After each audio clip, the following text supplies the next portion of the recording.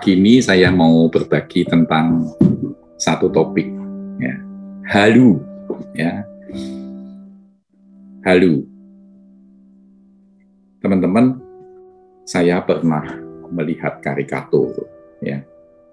Di dalam karikatur itu digambarkan ada satu orang yang sedang berorasi jadi presiden. Pilihlah saya dengan janji-janji yang luar biasa. Tapi maaf, cuma janji, saudara. Tidak ada kapasitas, tidak ada rekam jejak yang nyata. Sehingga di karikatur itu diakhiri dengan huruf tebal. Halu, itu katanya, ya. Nah, apa itu halu, saudara? Halu itu adalah pengalaman indera tanpa adanya. Tanpa, ya. Jadi diartikan sebagai sikap seseorang yang menghayal terlalu tinggi. Dan arti halu acap kali digunakan untuk menyebut orang yang omongannya itu susah dipercaya. Saudara, dengan adanya medsos, itu dunia menawarkan apa saja. Dan banyak mengumbar tentang informasi. Ya. Ada yang positif, yang bisa membawa kebaikan, memotivasi hidup kita, dan sebagainya. Tapi, banyak yang hanya iming-iming dan membuat orang berhalu. Ya. Teman-teman, ternyata pengertian ini sudah ada juga sejak zaman dulu. Bahkan Yesus itu ditentang banyak pemuka agama. Mana mungkin ada orang yang bisa mengampuni dosa? Bait Allah mau diruntuhkan dan akan dibangun dalam 3 hari. Yang benar aja. Bahkan tentang pengampunan. Kalau saudaramu berbuat salah, ampunilah mereka. Padahal waktu itu yang berlaku adalah gigi ganti gigi. Saudara, jadi mungkin banyak orang waktu itu menganggap Yesus itu halu, menghayal terlalu tinggi. Tapi saudara, ternyata Tuhan Yesus membuktikan bahwa yang dikatakan itu bukan halu. Yang pertama, dia bukan meniadakan, tapi menggenapi hukum Taurat. Matius 5 ayat 17. Janganlah kamu menyangka bahwa aku datang untuk meniadakan hukum Taurat atau kitab Nabi. Aku datang bukan untuk meniadakannya, melainkan untuk menggenapinya. Saudara, waktu dibaptis pun merpati turun dari surga. Dan suara Bapa terdengar jelas. Inilah anakku yang kukasihi. Kepadanyalah aku berkenan. Sesuatu yang ilahi hatinya. Menggenapi semuanya. Dosa harus ditebus dan digenapi oleh Yesus. Yang kedua, saudara. Dia bayar dengan mati di kayu salib. Filipi 2 ayat 8. Dan dalam keadaan sebagai manusia, ia telah merendahkan dirinya dan taat sampai mati. Bahkan sampai mati di kayu salib. Saudara, ini bukan main-main. Pergumulan Yesus di Getsemani itu bukan halu. Alkitab menuliskan bahwa keringatnya sampai seperti darah. Satu pergumulan fisik yang sangat berat. Bahkan juga pergumulan batin yang sangat berat.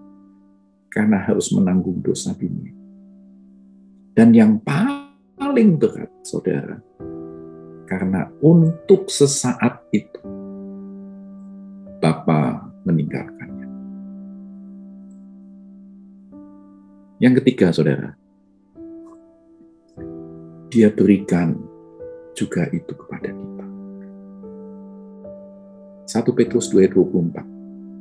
Ia sendiri telah memikul dosa kita di dalam tubuhnya di kayu salib, supaya kita yang telah mati terhadap dosa hidup untuk kebenaran. Yang kedua, Yohanes 14 ayat 12. Aku berkata kepadamu, sesungguhnya barang siapa percaya kepadaku, ia akan melakukan juga pekerjaan-pekerjaan yang aku lakukan, bahkan pekerjaan-pekerjaan yang lebih besar daripada itu, sebab aku pergi kepada Bapa. Saudara, jadi setelah Yesus pergi kepada Bapa dan menyelesaikan tugasnya, maka sekarang kita juga bisa melakukan pekerjaan-pekerjaan yang Dia lakukan. Sehingga, saudara, sampai sekarang, apa yang dijanjikan Tuhan itu masih terbukti. Yang pertama, saudara, sampai saat ini doa masih dijawab. Orang lain berkata, saudara, ini zaman milenial, harus bicara fakta yang nyata dan real, jangan bicara tentang halu.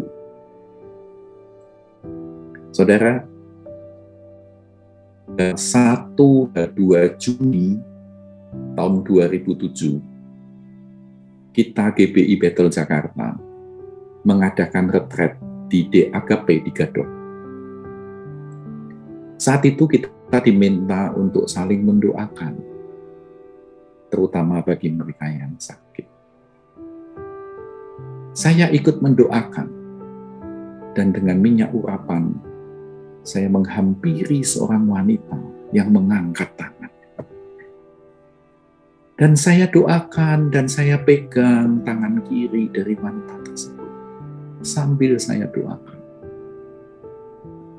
Saya tidak kenal sebelumnya dengan wanita itu.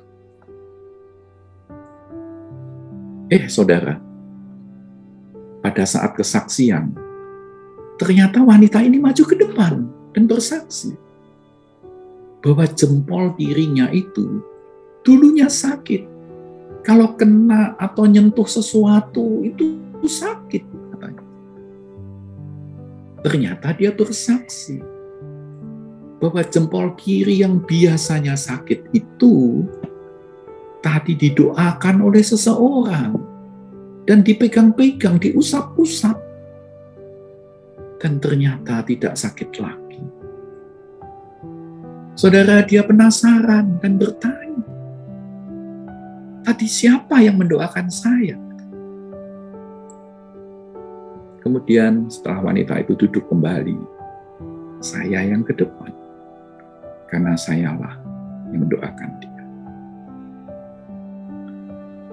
Wah, saudara, jadi kita semua sama-sama bersuka cita.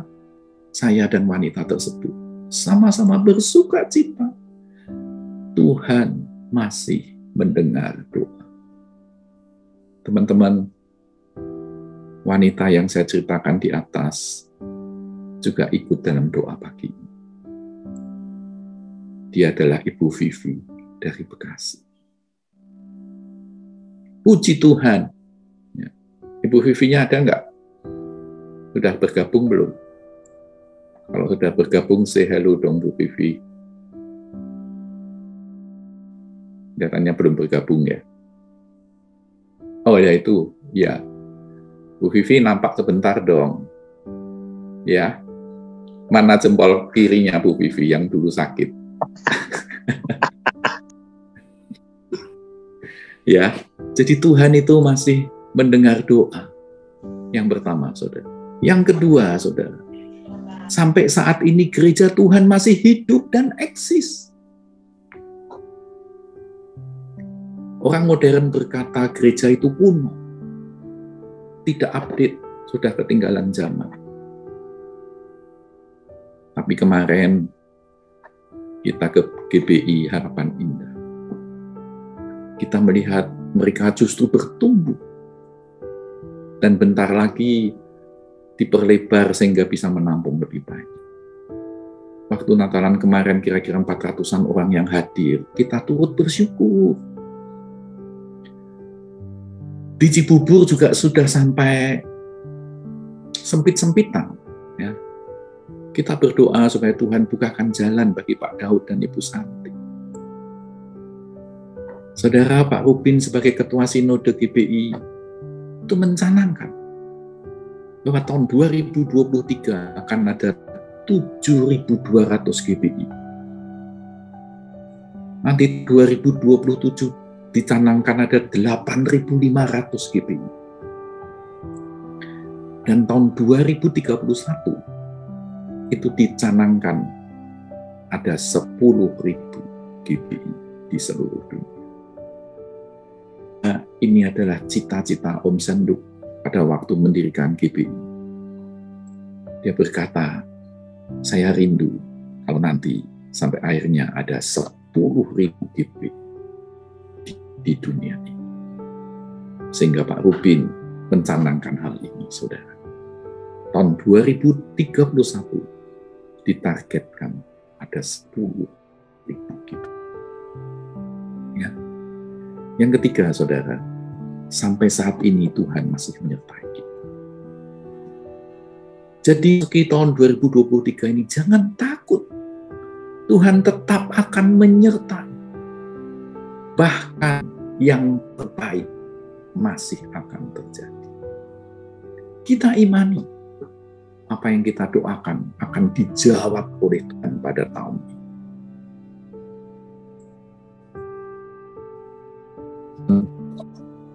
Saya masih ingat, kira-kira 30 tahun yang lalu, waktu itu akhir tahun, saya pulang ke Semarang. Dan pada saat itu saya ngomong sama ibu saya. Saya ngomong, Pan, saya serius doakan papa dan mama supaya bisa tes. Ya.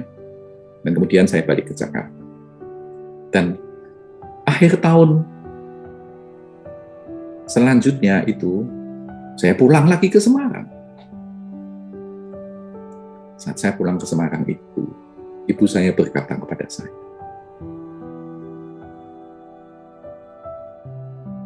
ini hamba, tapi papa masih belum mau dibaptis. Apakah kecewa?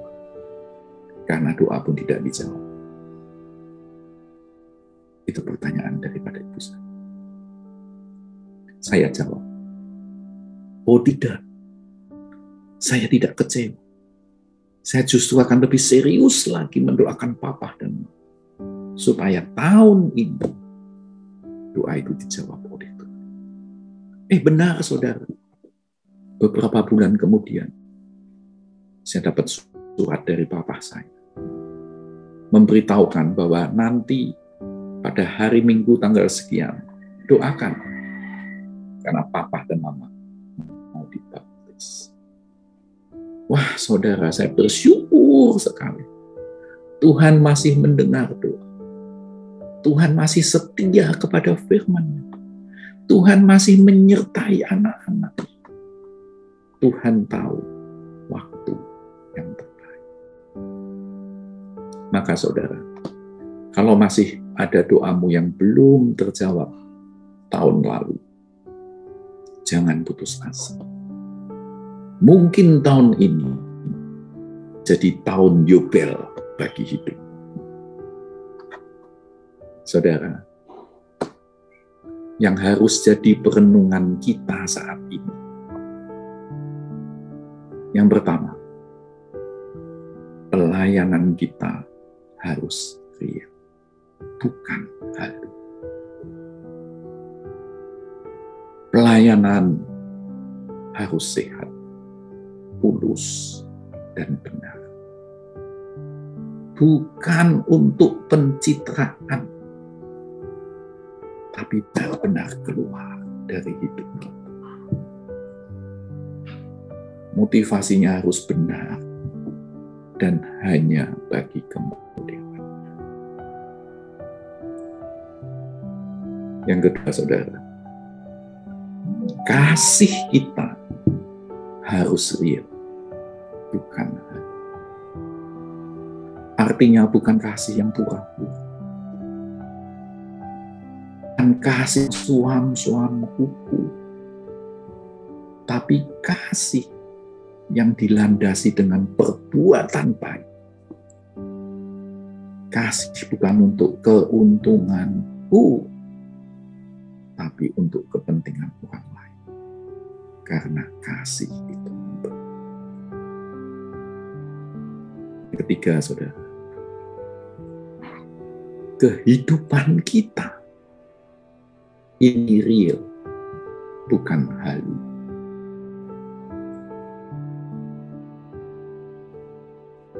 Kita saat ini masih real.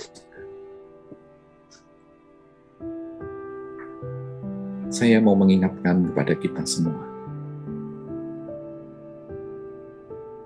Kehidupan dikaruniakan Tuhan bagi kita, tapi kita belum tahu sampai kapan. Kita baca Mazmur 90 ayat 10. Masa hidup kami 70 tahun. Dan jika kami kuat 80 tahun. Saudara, sudah banyak di antara kita yang sudah sampai di ayat ini. Usia-usia kita sudah banyak yang sampai di ayat ini. Jadi mari kita manfaatkan sebaik-baiknya. Mari kita manfaatkan sebaik-baiknya.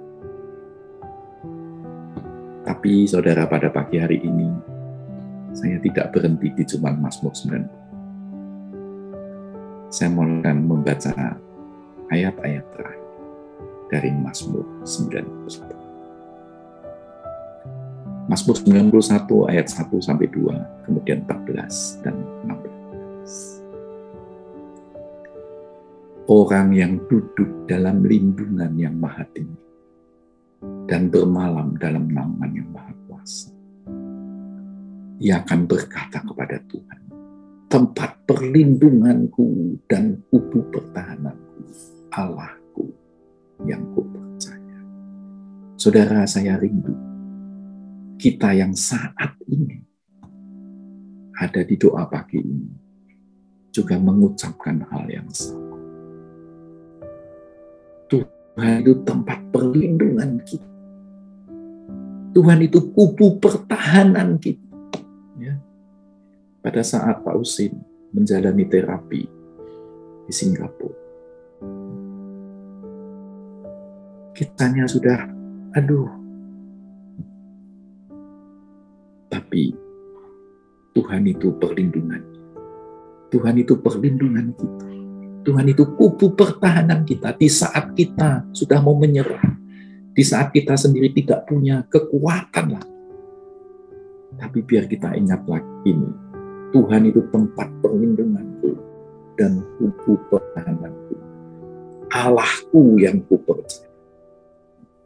Kemudian ayat 14-16. Kalau tadi itu kata-kata kita kepada Tuhan, tetapi kalau 14-16 seperti jawaban Tuhan di dalam kehidupan kita. Sungguh hatinya melekat kepadaku, maka aku akan meluputkannya. Aku akan membentenginya, sebab ia mengenal namaku. Bila ia berseru kepadaku, aku akan menjawab. Aku akan menyertai dia dalam kesesakan. Aku akan meluputkan dan memuliakan. Saudara, banyak di antara kita saat ini masih dalam kesesakan. Maka ingat ayat-ayat ini. Dia akan menjawab. Dia akan menjawab. Dia akan menyertai kita yang dalam kesesakan. Saya bersyukur pagi hari ini Pak Usin berkata seperti itu. Hasilnya baik. Bersyukur akan Tuhan yang masih bisa diandalkan dalam hidup ini. Aku akan meluputkannya dan memuliakan. Ayat 16, perhatikan saudara. Dengan panjang umur akan kukenyangkan dia. dan akan kuperlihatkan kepadanya keselamatan yang daripada Allah.